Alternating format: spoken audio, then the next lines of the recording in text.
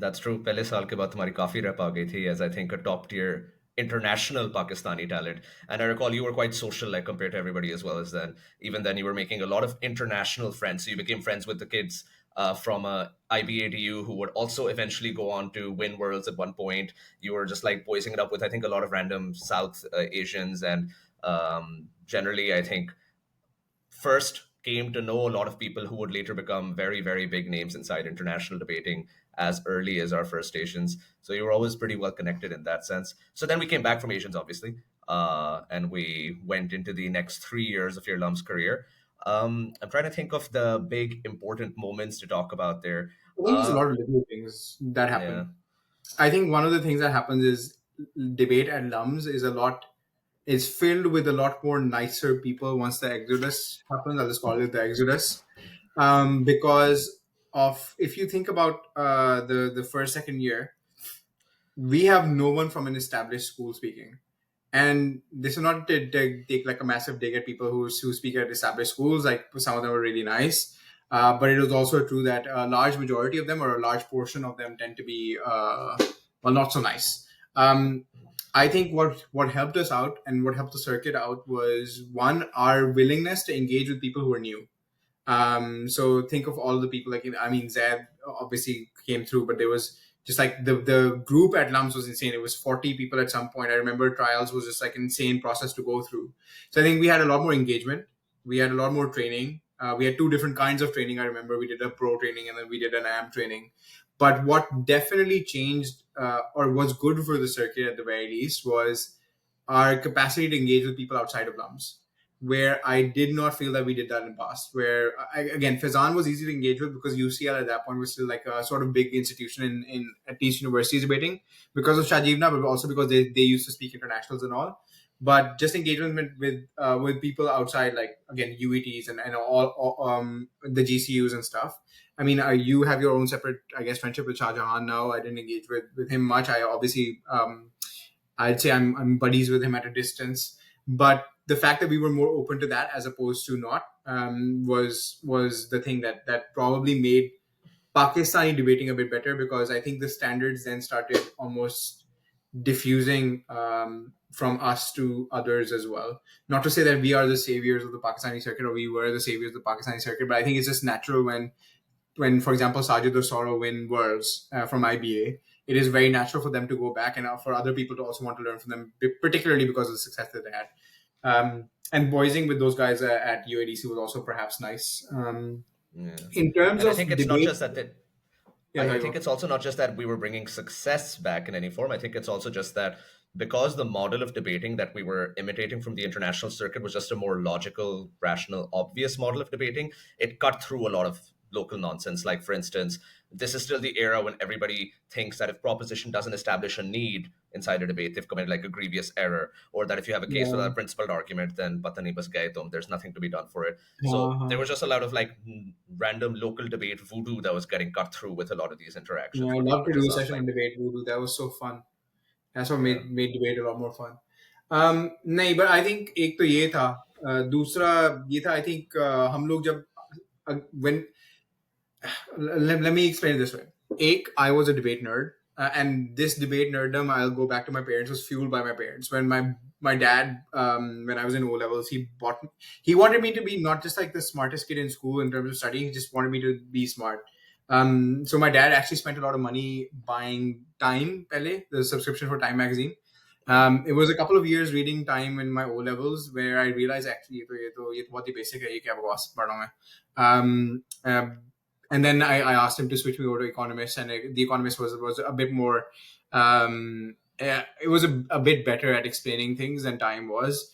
Again, in 3 years, I mean, when once I had graduated, I also thought the same thing. मैं क्या बकवास पढ़ा था. But एक तो I was learning about a lot of random stuff.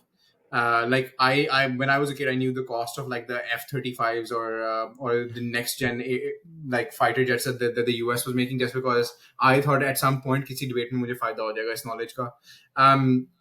So पहला ये, I think second ये भी था कि because we were at that stage where all of us we had access to YouTube and all, obviously.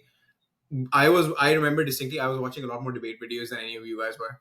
So in terms of personal development, I was actually running through every single good speech I could find and find arguments from it, because there was no way that I'm ever going to be able to speak like Cheng Wu or Will Jones or any of the great speakers. I still genuinely don't think I'm even in my best year I was one of the top speakers in the world, because I truly wasn't. It was just I wanted to learn as much as possible about it, and then also discuss it in camp at some point, or say something at some point. क्योंकि एक लोगों को शायद फायदा हो जाता था, but दूसरा मुझे अपने बारे में बहुत अच्छा फील होता था कि मैं तुम लोगों से ज्यादा एफर्ट डाल रहा हूँ.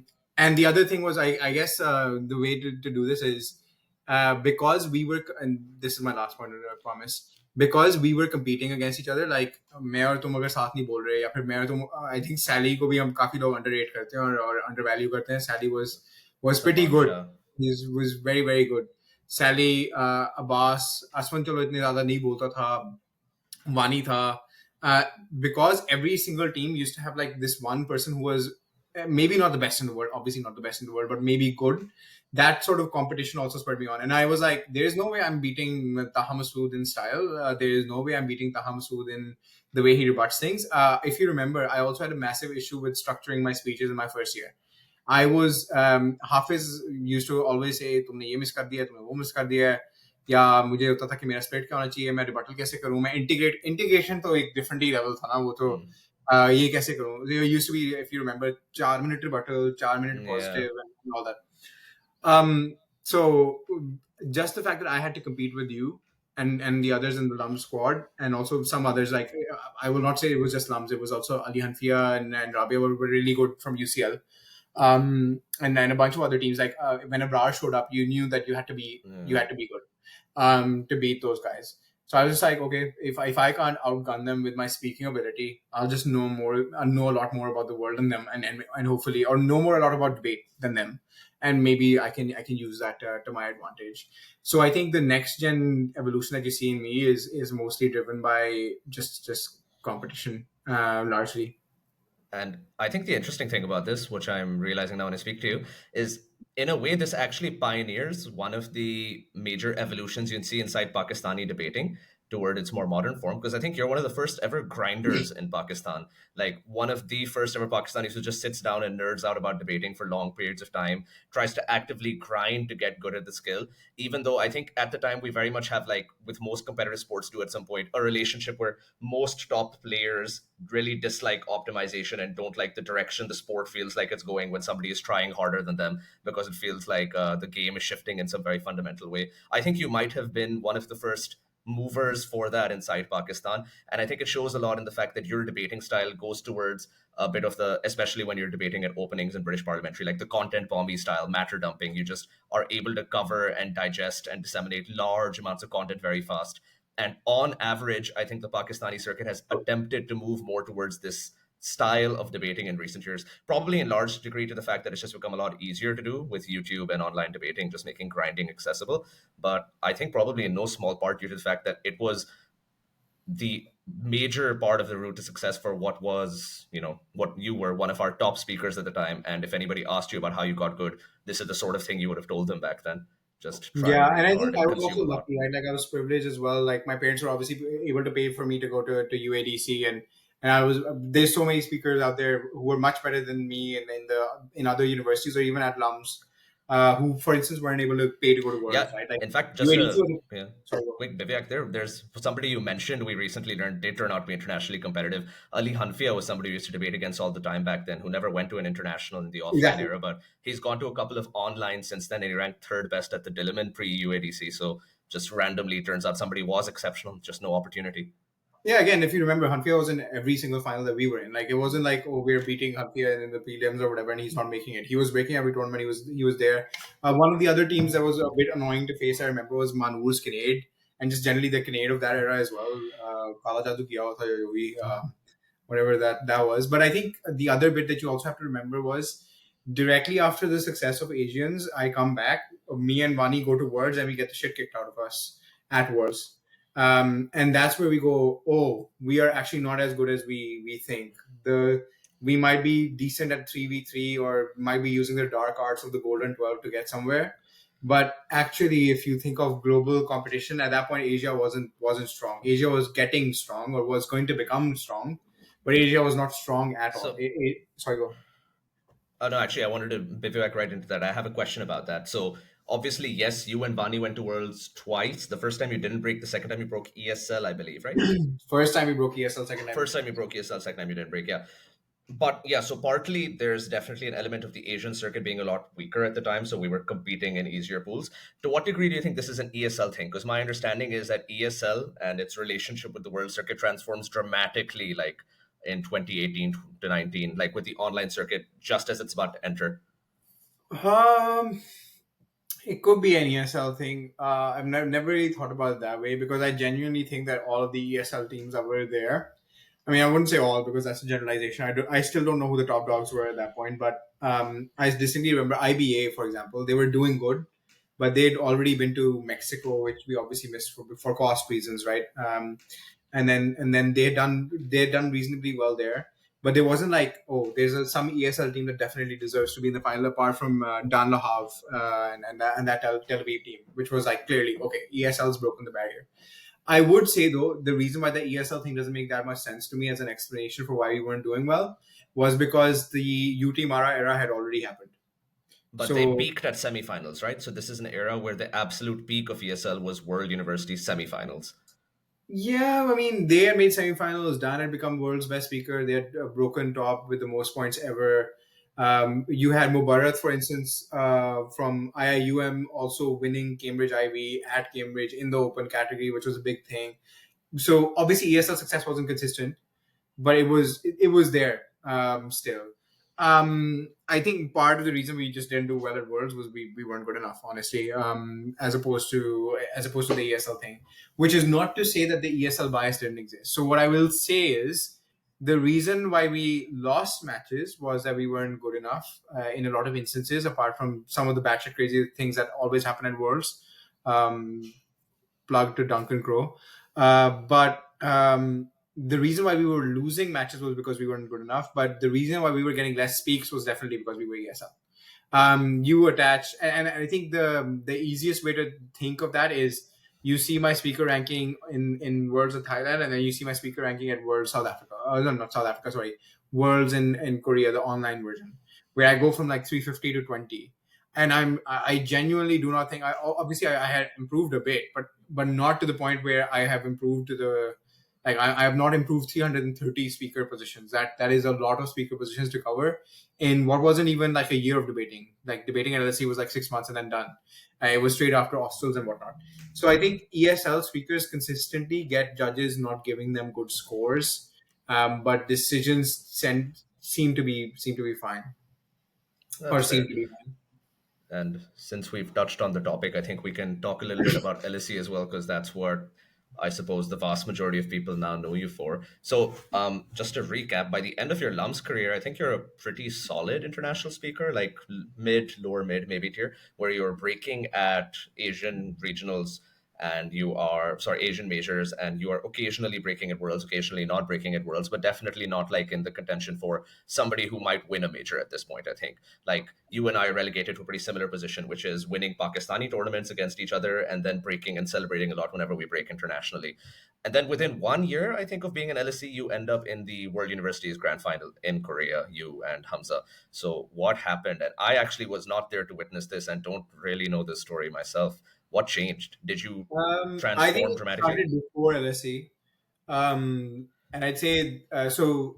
The final year at LUMS was obviously extremely depressing because of COVID and whatnot, but it was also really disappointing because, despite I think the fact that you and I got to speak Asians for the first time, now I don't think anyone with a brain or like a single brain cell who is judging trials at that point would have kept you and I apart for 3 years and not given us the capacity to just develop over time as a team and have a consistent run at it. And I genuinely think if we had spoken Asians 3 years running, we could have been maybe not winners, definitely not winners, but semifinals was within reach, or something like even like a quarter at the very least was within reach or something like that. So I think if you look at it, it was really disappointing because I went from quarter to octo, and it felt like okay, we've plateaued or this is the peak.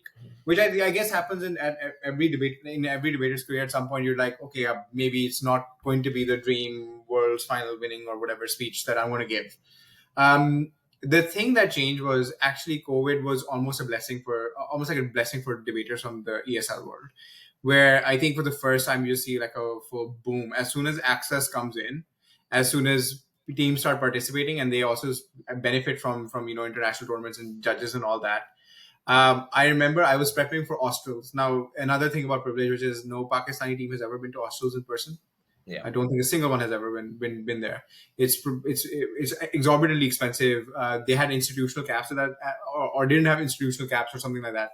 If you remember as well, it was just a throwaway tournament with me, Wani, and Essence speaking, and we gave it a good run. We spoke a lot of pre-Australs tournaments. We did well there, but then when we reached Australs, because of how much we had been speaking, one, I think some people started to know who we were, and two, the fact that at Australs we reached the quarters and Australs was stacked. Like Australs at that point, I remember was just like all the Sydney teams were there and all that.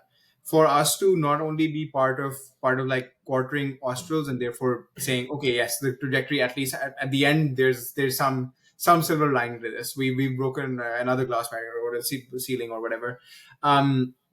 That gave me the confidence to be like, okay, that actually that Australs really got me. It's almost like if Essence speeches are doing well because of the cases that we are making and our cases are solid, then I'm not that bad. Like I'm fairly decent at that level. This was a belief that almost started when, if you remember me, we went up against the IBA DU team, which ended Yeah, up and we also winning lost to worlds. them. And it was a loss, but it was a pretty close loss. Like we weren't like miles away from what was going to be the best team in the world at some stage. We were away, but we were there. And that's where I thought, okay, I've lost the Australs quarters to I think the eventual. I don't know if they made it to the semis or they made it to the finals. The Taylor's team, but we are good enough to be here, and we are actually now the top 8 teams in Australasia. But remember that in our fourth year, there is a distinct realization within the debating world that Europe is no longer a beast. That the real beast is now Asia and Australia. Australia has the best teams, and I mean they had so many teams at that point. But that now you have the likes of Ateneo coming up, you have the likes of Taylor's coming up, you have IBADU coming up. So the top teams in the world are no longer white. They are Asian. Um, and to be in the top 8 of that, it was distinct, and that's where most of the friendships you're talking about also come from, which is the sense of community of like just being at Australs, doing well, so many Asian teams breaking and doing well, and then eventually was it an Asian team that won? Yeah, it was it Of did course. IBADO won. IBADO or I think they won, I or think it was Ateneo won. IBDA, Ateneo yeah. won. I think one of those Okay. those guys won. I don't remember, but the fact that we won and an Australian team didn't was massive. Um, so yeah, I think, or maybe it was Soradeep who won. I think Soradeep won with ANU at that point, or something like that. I'm forgetting. I'm mixing up timelines. But yeah, Asia did well. We did well. So I went into LSE thinking I'll be part of LSE. And I guess this is where you get the interesting bit. I can hang around for longer. By the way, I don't have time pressure anymore. I think Hey. I'll be down till like a Khantay or whatever. But okay, so in terms of LSE, I get there and I want you to know that I have now come to the most stacked squad in the world. I know Sydney's got a lot of great teams that break at Worlds. I know other universities might have it, but just in terms of the speakers that we had, it was actually insane. The first thing you know is we've got last year's World semifinalists, who arguably should not have gone out of the World semifinals. They also broke second. Arth and Bobby are there, so Arth and Abhinav Batula are there. Then I think we got some speakers from Cambridge as well who had already, what was it? We got another speaker from Cambridge who had won Worlds. Anna, who was going to be my partner at Euros, had already been in the Worlds ESL final. Hamza was obviously Euros best speaker the year before.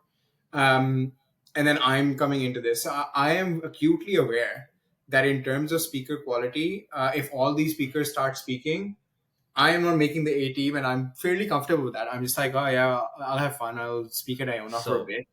is this a bit like your school to LUMS transition again, where you're Yeah, going from yeah. biggest fish in the pond to 18 small months. fish in 18 big months. pond? But I very quickly realized that debating it over here is not it, it's a I don't know how to describe this, but there aren't a lot of barriers. Like people are a lot more chill than I guess debating in Pakistan. Debating in Pakistan becomes like a war for some reason. Over here, it's usually just like people will obviously backbite, and that would be really fun.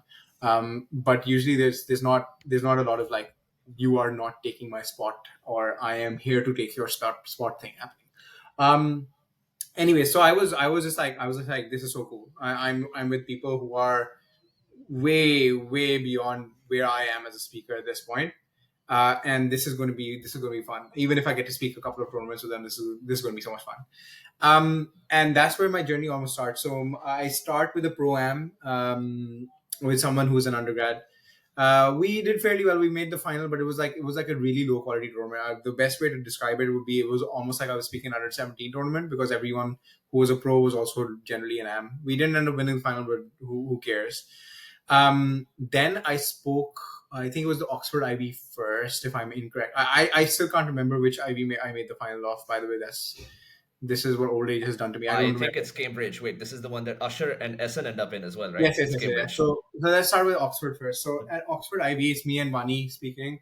I think a very funny thing happens over there where I think we're not doing too well. We're not doing too badly. We're just as I'd expect us to be, like somewhere mid range. Hamza was speaking with Anna at that point. Bobby and Earth were now cool kids who only wanted to hang out with me and not really debate anymore. Um, so I was speaking with Vani. We weren't doing that badly. We were still live for the break, but on the night before, I had lost my laptop and my bag and my charger and everything. So all I had was phone. And I had essentially kept it at low battery without any alarm or anything like that because I was like, okay, Wani, this is what's going to happen. You are going to wake me up at whatever time because I can't make myself up. I am going to get to campus and we are going to start speaking on your laptop because I do not have a laptop to speak on. Anyways, one he overslept. He did not call me. I still woke up in time, but barely. And I tried to use my flatmate's laptop to log in, but it was too late. So we were just cut from that round. We couldn't break or even go for it. So that was extremely annoying. I still remember because I had nothing. And remember, I don't have a charger. I still have to go to campus to get a charger for Hamza, who I was hanging around with quite a lot at that point, anyways. And yeah, they're prepping or they're in the room all the time. And I just saw how they used to prep, or just things such as how they used to speak. I was watching all of their speeches live, discussing cases with them after the rounds and all that. Um, and the lucky thing for me was, even though Anna and Hamza have had success with both of them separately, they didn't seem to get along that well, even though they made the final. I don't think it was a particularly enjoyable experience for either of them, even though they were successful. They end up losing the final. And I think after that, it's pretty clear that in Hamza's mind, he was going to speak with Anna for the rest of the year because Anna was successful and they would go for a run at Worlds. Where he was just like, oh well, why don't we? I don't know. Some act of charity happened, and Hamza was like, why don't we speak? Because again, I was not expecting to speak with Hamza, just because of where I saw myself in the ladder and then where I UGC was at best the time. speaker Hamza, and then you, yeah. Yeah, and I start speaking with Hamza at Cambridge, and the first day goes really well. Um, I also want to note, I think before that, one of the things that helped me build up like sort of some internal rep between like at LUMS, oh sorry, at LSE, was me and Mani spoke a prep round against, not a prep round, just a camp round against these guys. Spar, yeah. Yeah, and we won. We won this part. So Hamza and Anna were there, and I think I just cracked a lot of jokes about Hamza's visa status and the fact that he was living in the UK illegally while arguing the motion, which was something to do with illegal immigrants. We ended up winning that one. So some people did think, oh yeah, this person's not that bad, but they weren't definitely like, oh yeah, this person's going to go into the world's final with Hamza. We start speaking again. Asad was also ever present at that point as somebody who was not married, who was just a trainee at that point as well. So we were hanging around most nights, playing games and stuff. And Hamza went to Asad. He was like, यार ये तो वाकई अच्छा बोलता है, ये इतना बुरा तो नहीं बोलता. And Asad was obviously telling me like, हाँ हमजा ने तेरे बारे में ये कहा है. And I was like, yeah, ठीक है, मतलब अच्छी बात है, I guess मैं ठीक बोलता हूँ, I guess. Anyways, we just went to that tournament, and we ended up doing really well. The reason why I think we stuck around was one of the reasons why Anna and Hamza couldn't work out was Hamza was too chill and Anna was not. So when it was prep time, Anna wanted to be on it, but during the tournament, Anna just wanted things to be like disciplined, on time, get on time, do things on time, no joking around or messing about in prep, and no joking around or messing about in speeches. Just everything has to be like that, which I was also happy to do at that point later on when I spoke with her. But Hamza and her couldn't get along for this. I was more than happy to be chill. Like if Hamza wants to go out and not take any papers and just discuss random shit while we're prepping, that's fine. If he wants to arrive late while I just arrive a bit early at campus, that's fine. Um, we just did not take debate too seriously. And that I think reflects a lot in the way that we spoke as well, which is we were not serious at all. I am not even convinced that we were debating at all. Half the time we were just giving some random responses to stuff. I know we obviously did well, and it's not just all memeing, but I do think we were just vibing at that tournament. We did well, and Hamza decided to stick with me as his partner. And then just we just go through a host of like losing final streaks. So I mean, I think we lose Cambridge Ivy. Then I think Yale Ivy happens. I don't know the chronology of this, but Yale Ivy happens. We break like really high, and then we go out in the first out round. It was really fun as well because we were top two speakers and we were out in the first out round. We laughed a lot Nice. about that. We won the finals of Doxbridge. I think at that point Doxbridge was bigger than all the Oxbridge, Cambridge Ivies as well. So it was actually much more competitive, happening in two different time zones, and then combining towards the end. So the Doxbridge win was a big win around that time for us. Um, but yeah, it just went on and on. And at Worlds, I don't think we spoke our best. Like I didn't speak my best for sure. I think during the prelims it was just a bit of like I wasn't easy or I was a bit tense. But I think if you see Worlds, you'll see our best come out in the semifinals, where I think this is your controversial opinion. The eventual winners of Worlds should not have gone through that semifinal. It was actually closing opposition and us that should have gone through. And who was Yeah, closing off back then? closing off was Sydney and somebody else from I think it was I think it was Sydney. Um, and instead who CG went through, which is Zagreb, who obviously ended up winning the final. In the final, I was really bad, but in the final, I genuinely think our case was also pretty bad. Our case wasn't well fleshed out. We didn't have the best prep, but also just like a murky motion. It's the same thing, right? Like when you're a kid, I don't know if you've had this before, which is like you give a speech and then you go to sleep at night and then you keep on thinking about the speech while you're in bed, which is I could have said I this, I could have said this, I could have cannot said this. say I've had that experience. I've had that experience most of my school life and my uni life. Most of the other speakers who give more of a shit about debate, Masood, also had that experience. But yeah, I don't think I did well in the final. In the semifinal, though, I think we were top. Like we were at our best. It also helped, by the way. It's a weird circle for the journey that one. Obviously, the final happened on your birthday, but in the semifinal, the motion was on K-pop, and if you remember, my first selection for UADC, where we went Lumsey, was also a motion on K-pop. Your It was first Teenage selection. Pop Stars. It Yeah, was yeah, like yeah, yeah, yeah, yeah, yeah, yeah. I was like, okay. I actually genuinely used or recycled a lot of arguments from that first thingy Oh back then. wow. It was Your nice to debate just memory is ridiculous the way that you actually remember these rounds. I can vaguely agree with you that this happened, but if you ask me who was in it or what the round looked like or the arguments, beyond me.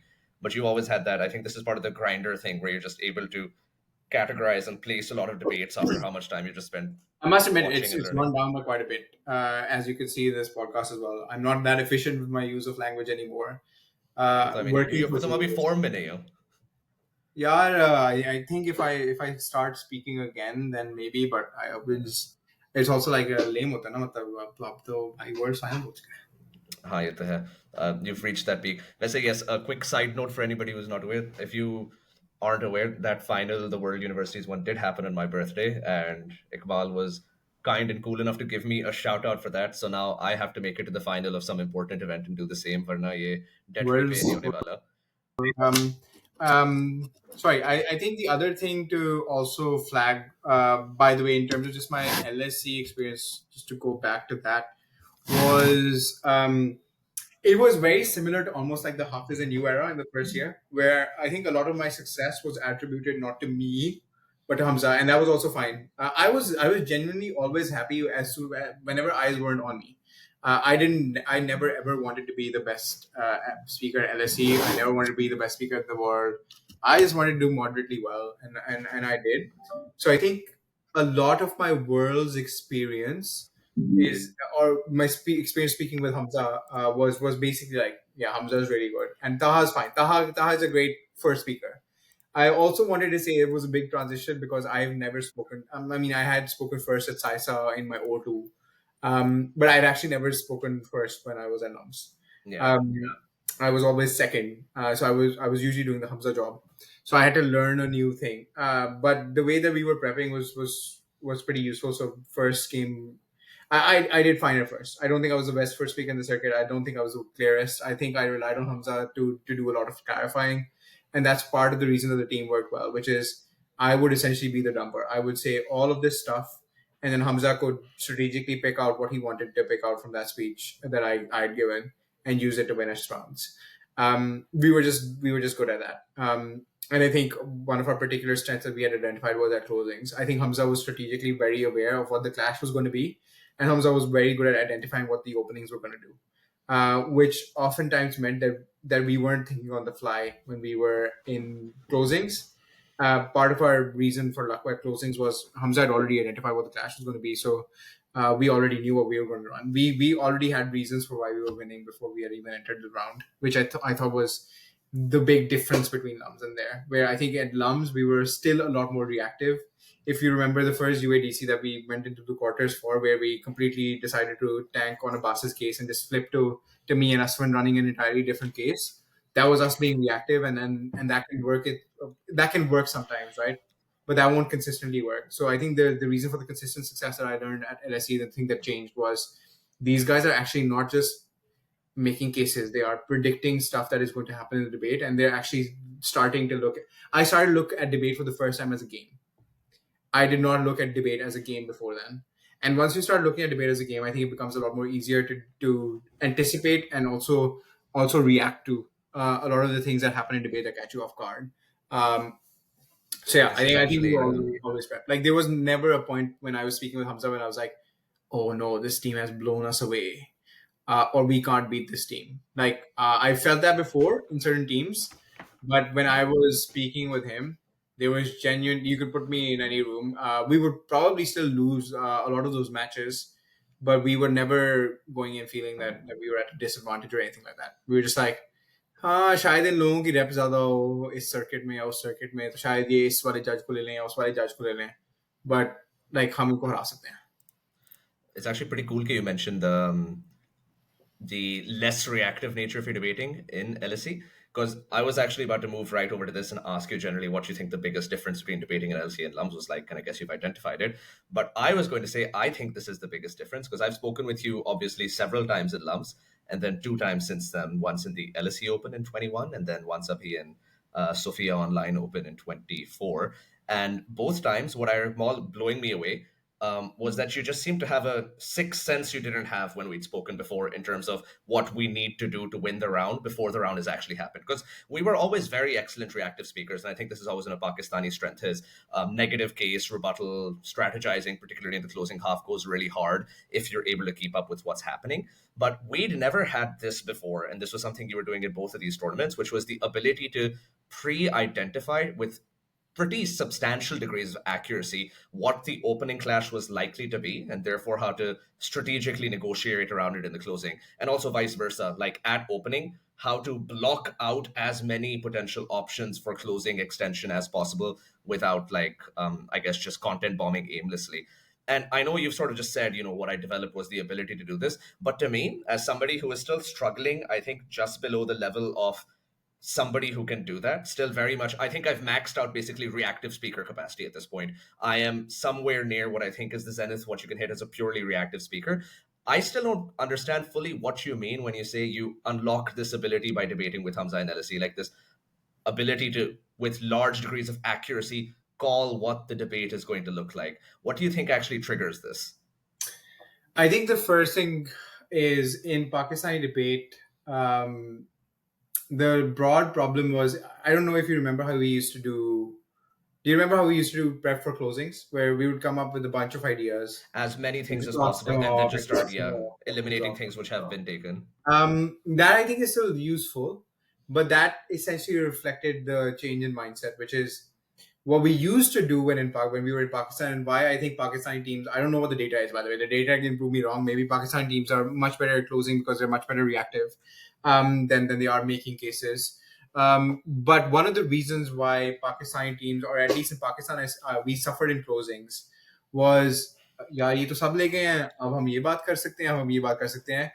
And that was born out of one, the Pakistani circuit's over reliance on something extremely novel being discussed at Yeah, closing. horizontal I, extensions, I think we call them now. exactly. I don't know the degree to which that is still true, but I remember that was distinctly true when I was speaking in the circuit. I was just like, या तो नई बात लाओ या rebuttal करके second ले लो may be इतना ही हो सकता है.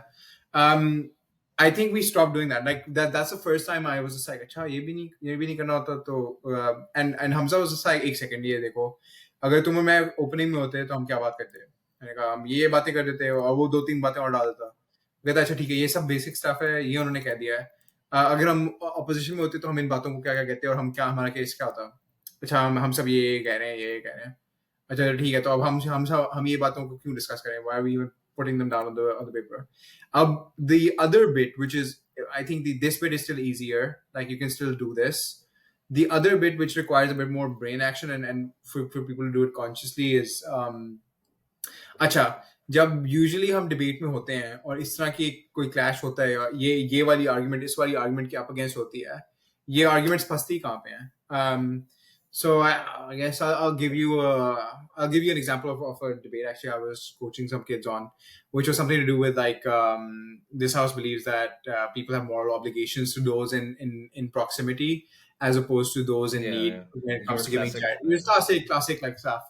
पीटर And सिंगर वाला and स्टफ आ गया तुम्हारा. yeah, exactly. And I was thinking, acha, so most people usually what they do is anyone in prop will say stuff around, oh, Peter Singer, those in need, they deserve X Y Z. Anyone would say that. I think the need based argument for why moral need is not arbitrary, and therefore that is the basis of our moral obligations to people will always be run. ठीक है. Opposition का strongest part क्या है? They will always run something about special obligations, so obligations to family, friends, those not only just physically proximate to you but also emotionally proximate in the round. That will be the biggest, like that will be the biggest thing that op can push on, and that's also something that our intuitions back, which is हाँ यार वैसे अगर 500 रुपये हो और अम्मी के लिए कैंसर सेविंग ड्रग चाहिए हो, या फिर अम्मी के लिए कोई मेडिसिन चाहिए हो वर्सेस किसी को पैसे देने हो कहीं पे who you don't know, you probably give it to them. So there are obviously two very big intuitions on either side, which vastly like where most people will agree with. But Hamza and I what we would do in this situation is like but यार इनको अब resolve कैसे करें, मतलब इन्होंने ये कहना है इन्होंने ये कहना है और वो मसला है, पता है क्या होना है, मसला ये होना है कि किसी को समझ नहीं आना कि ये वाला बेहतर है ये वाला बेहतर है. So can we find some ground to resolve this thing, which every team will always get into, or most likely this is the trap that they will get into, and then just find a way out. Maybe that would be, maybe we would talk about physical proximity. Maybe we would come up with a different criteria for judging or weighing between which obligation is more, whether our obligation to people, i.e., reciprocity to those proximate to us versus need. Like there will be something that we will come up with. And I think the best reminder of best example of this in terms of when we've actually spoken together was, if you remember, was it the LSE? I think it was the LSE Open back when तुम्हें याद होगा वो 27 club वाली कोई debate आई थी, or something like that. उस तरह की कोई debate आई 27 थी. club, yes, yes, yes, yes, LSE Open There was fine. some debate around that, and we did not have the best prep. To be completely honest, like हमारी prep अच्छी नहीं थी because lots of the stuff in that round we thought was always taken away. Which is, I think prop argued all the benefits of like पैसा होता है तो happiness होती है, फेम होता है तो हैप्पीनेस होती है, ये होता है और हैप्पीनेस होती है. और दूसरी साइड कह रही थी कि नहीं इतना ज़्यादा प्रेशर होता है आप हैप्पी नहीं होते, आप मेंटल हेल्थ इश्यूज होते हैं आप हैप्पी नहीं होते. And I guess part of the things that we were good at was we would predict that ये सब यही बातें करेंगे कि अच्छा where are you happier. But if you remember what I did there was like I genuinely don't know who's happier or who's not. Like, there's no device that we have made which helps us predict whether somebody with a lot of money or somebody with less money is happier. It can go either way. I remember epistemic access being used as a term for, or a mechanism for why we can't know. And then I said it's, and then we generally said this, like, okay, let's just make this debate about freedom. So maybe the basis, we will use their arguments. So all the arguments are the same. They've talked about money. They've talked about fame. They've talked about relationships. There's nothing new that we will add. All we will do is literally the easiest bit, which is their criteria doesn't really do anything for the debate. It's There's no way for either side to predict whether they're winning the round based on the criteria that they've got. So why don't we just completely change the criteria and make it freedom, something that is much more easier to predict and gives us a lot more wiggle room to win the round. And there I think we just did the same thing where you, I think, added in the brilliant bit about like the freedom from old age or something like. You phrased it a lot better than I am right now, where it was a coffee shop point. But in Oh, any shucks. case, yeah, I think that's the bit, which is you need to not only realize what these people are going to say, you also need to realize where they're going to get stuck. That is what I got sort of good at. I still don't think I'm the best at that, but that is at least what I got sort of good at, which helped me in the closing halves of rounds. It's not enough to predict what the other side's going to say. It's always going to be, where are they going to get stuck?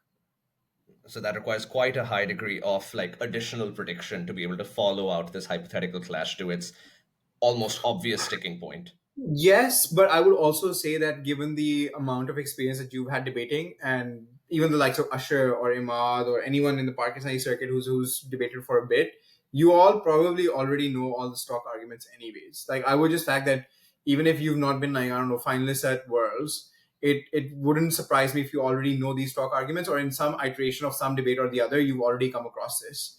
I think the thing that I'm trying to say is, we don't do this consciously.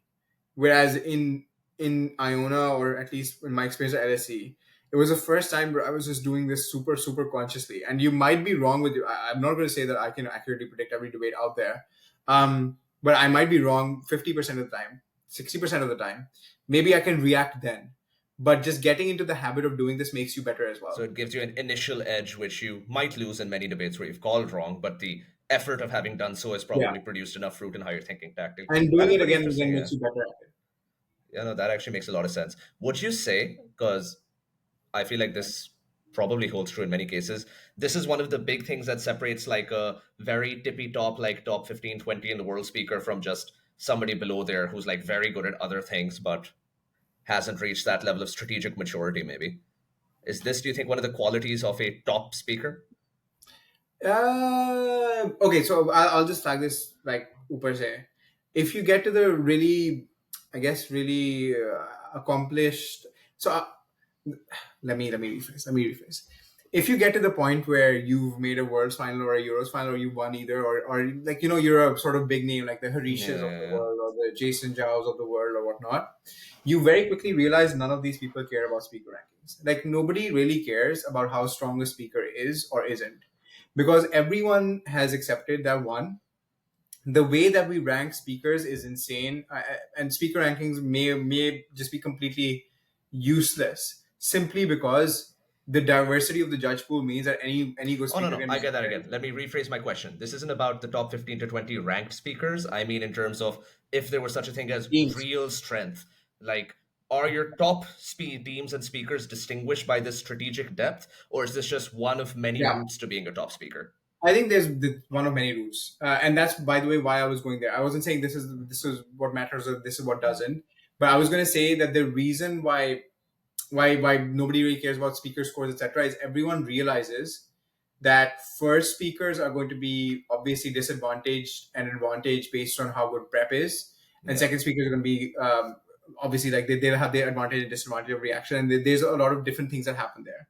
So if you're going to be in the top 15 to 20 teams, what you really can't control, is you will obviously need a baseline level of competence with regards to how you're speaking, how you're structuring speeches, how clear you are, whether you're doing the processes correctly.